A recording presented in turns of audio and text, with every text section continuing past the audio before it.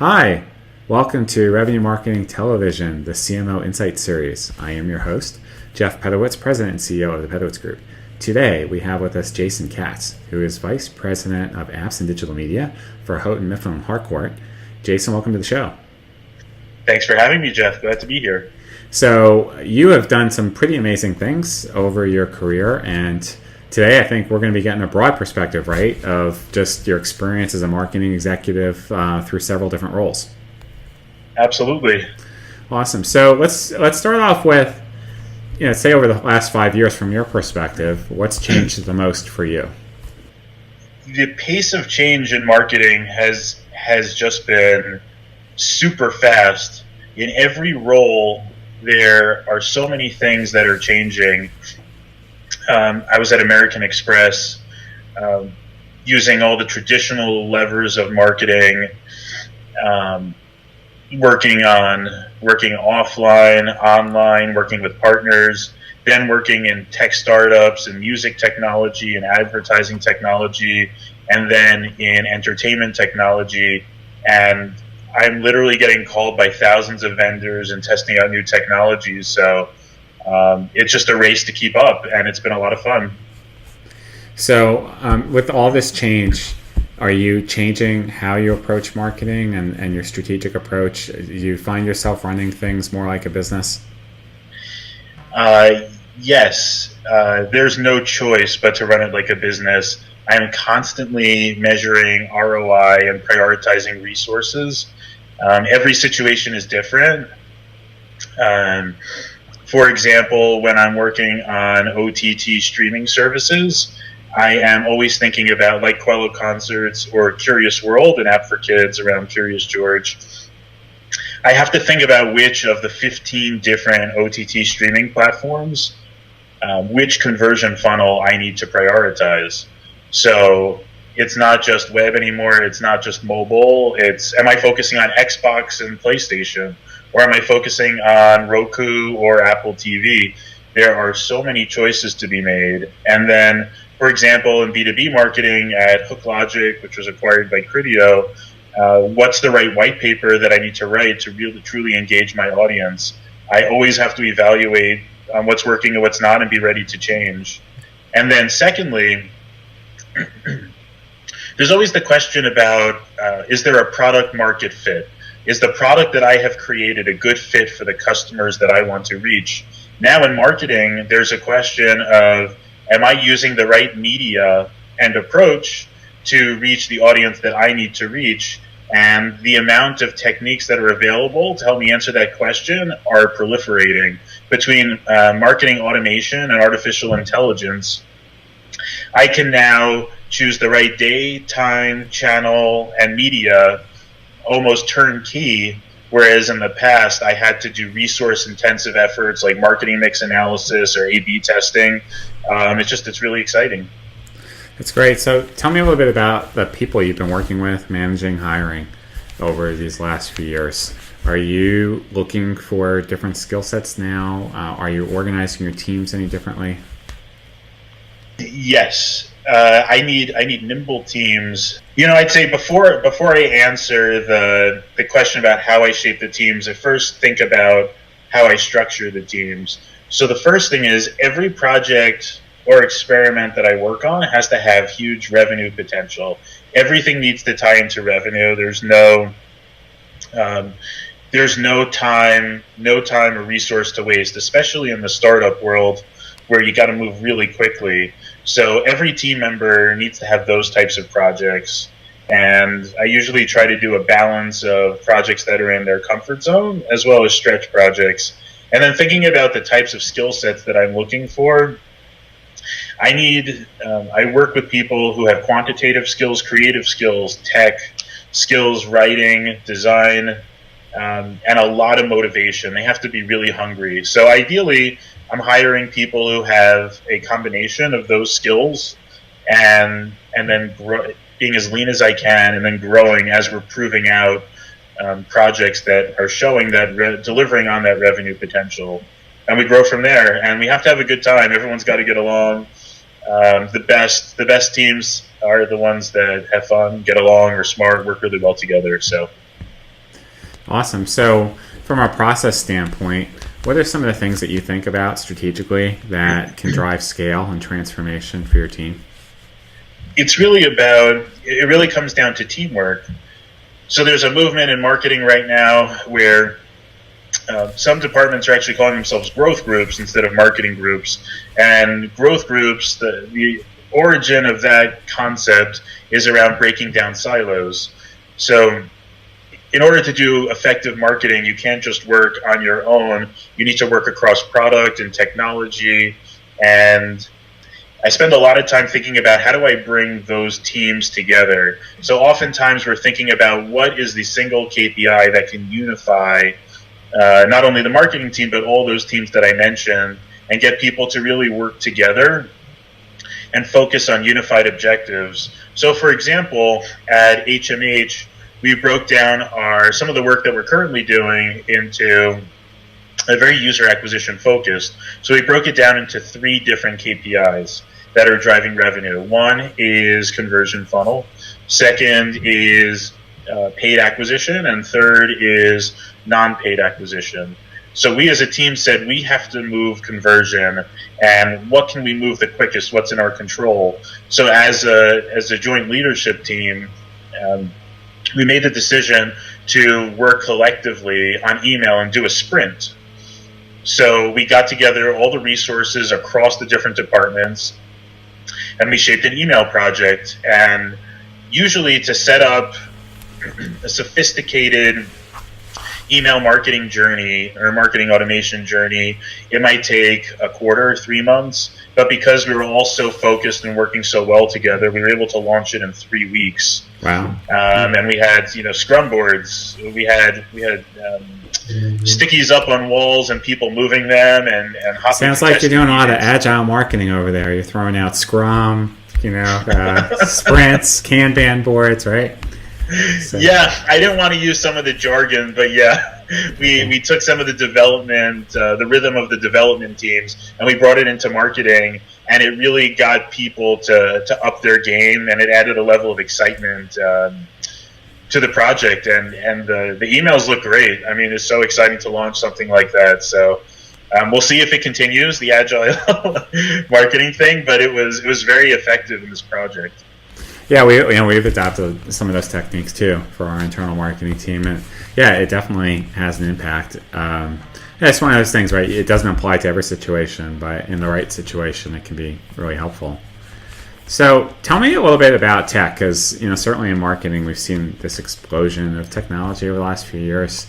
What's your approach to it, and how do you figure out what you need and how you use it? Yeah, I love tech. I love marketing technology. I love what it's done, and I definitely have a lot of thoughts on marketing technology. Usually, so a few points. The first thing that I'll do when I'm in a role is I'll assess what level of technology exists and what are the strategic objectives and the opportunities that could be advanced using technology. And what I found often happens in the last few roles, whether it be, again, music tech, ad tech, entertainment tech, even American Express, it really cuts across all things. There are certain use cases that most people are looking for. The primary one is measuring LTV at very granular levels. Yeah. People want to know what is the true return on efforts. So the classic use case is for paid ads at a most granular level, looking down at campaigns, at creatives, at targeting. Ad platforms are very sophisticated nowadays. What's the return for each of those cells, so you know which to push farther? Another one in the mobile environment is push notes. Push notes happen to be very, very difficult to measure because people will act after seeing push notes, but they won't necessarily click on it. So you need to use view through instead of click-based attribution. So technology is helping us measure those types of things. They're also helping us with customer experience. They're also helping us with measuring the health of the business and pulling together scorecards. So those are some use cases that typically come up. Those are addressed primarily with things like customer data platforms, which are unifying all first-party data from many different places, whether it be online or offline. That's typically what I do with marketing. That's what's come out of the audits that I've done in several companies, and what's pretty typical. But you always want to assess what your particular company needs, because every company is different.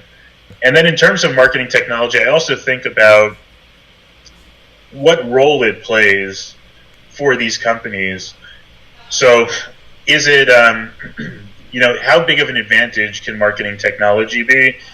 I think the purpose it serves for lots of companies is, instead of worrying about data and worrying about capabilities, it lets you actually just focus on your customer. It lets you make things simple. What do your customers want? What do you need to do to compete? You can spend time on those questions, as opposed to, how do I get that data over here to this system and to that group? And it removes some of the things that typically will get in the way. I think everyone needs to do it. And, lastly, I think I don't know that on its own it's a competitive advantage. There aren't a lot of companies that actually use marketing technology to its fullest, where it is tied directly to realizing revenue potential. But it really is about getting a lead. Since there are a lot of companies that aren't leveraging it as well as they need to, it gives you a chance to focus on what's important and build those competitive advantages. It's almost like a minimum requirement nowadays. So those are a few different thoughts. I think about it a lot. So great, absolutely, great insight. So I assume you're probably going to Martech next week. I am hoping to go. I'm still making sure I can fit into my schedule, but that's the plan. Okay. Are you going, Jeff? I'm not, but a few of my team is going, so always a great show. So I love the stackies too. So just seeing all the different ways that people represent their technology. So here's a shout out to you, Scott, and Martech. So tell me a little bit about your approach to the customer and the life cycle. I'm interested in how you organize your marketing activities. Is it very much top of the funnel acquisition, or are you doing full life cycle marketing? And if so, how do you determine the percentage and the breakdown? Yeah, so that, again, it depends on the maturity of the business. If it's a young business, like, for example, when I work with a really early startup, I spend time thinking about what's the brand story, what message do I want to get to the customer, and what does the conversion funnel look like. We probably have to optimize it many times if it's very early on. If I'm later on in the maturity of the business, then I'll spend more time on demand gen or user acquisition and getting more people into the funnel. So it really depends. And then just looking at some of the recent companies at Quello, I'd say one of the themes that I'll look at is always giving customers a reason to come back and engage with the brand, because everyone's always very busy. So at Quello Concerts, we added new concerts regularly. So you're always coming back for what's the latest concert that was concert video that was added.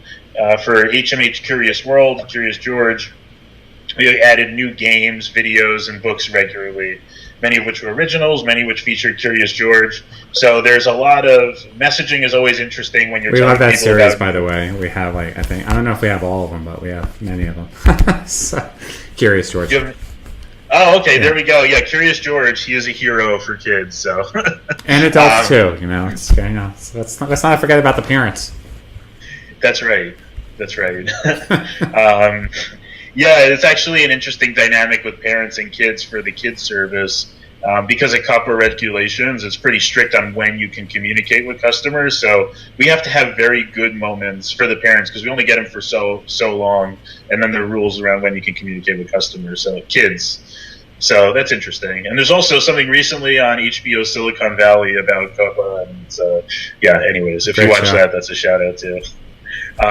So giving people a reason to come back, always very big. People love new things. I'm always able to create much more activity amongst the user base with those reasons to come back and those new things. And then the other one is creating moments, and the moments really depend It could be because there are new things. And then there are other ways to create that demand. So in ad tech, we would release white papers. If we got them to download the white paper and browse the website, we knew it was time for the sales rep to follow up. When working on the streaming services, we always offered a free trial. And after a user authorizes the free trial, we always want to ping them very often to use all the features of the service and get maximum value, so that they will let the service continue through the first actual payment date. And then looking later on in the life cycle, for customers who eventually choose not to renew and their service cancels, we would run free preview weekends where they can watch all the content of the service as if they were a paying subscriber again, and they can sort of tap back into the magic that they experienced when they originally signed up for the service, and see what they were missing, so maybe they would sign up again. And that happened to work really well. That tactic worked really well for cable companies. I remember many, many years ago, a lot of the premium channels would get me to sign up from those free preview weekends. And it's an interesting application now for streaming services over the top, which is beating cable up pretty well, that those tactics can work in a different way. So I throw a lot of things at the customers, and again, it really just depends on where in the life cycle they are and where the biggest revenue opportunity is. It's awesome, Jason. I mean, you have so much great insight. I love how you have metrics in everything that you're doing. We're out of time for today, but I don't know, we might have to set up round 2. So thank you so much for being on the show. Appreciate your contributions, and we'll definitely talk to you again soon. Sounds great, Jeff. Thanks so much. You bet. Thank you.